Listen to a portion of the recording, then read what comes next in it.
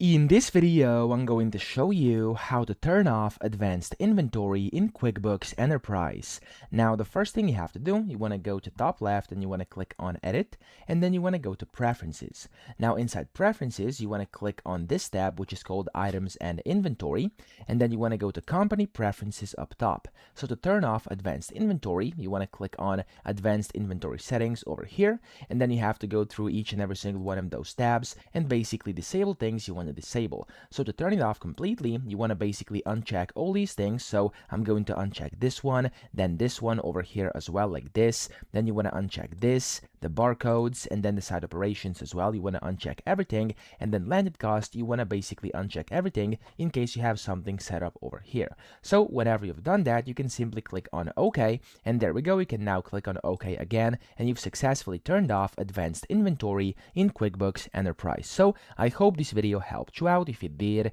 please subscribe to the channel and help me out as well.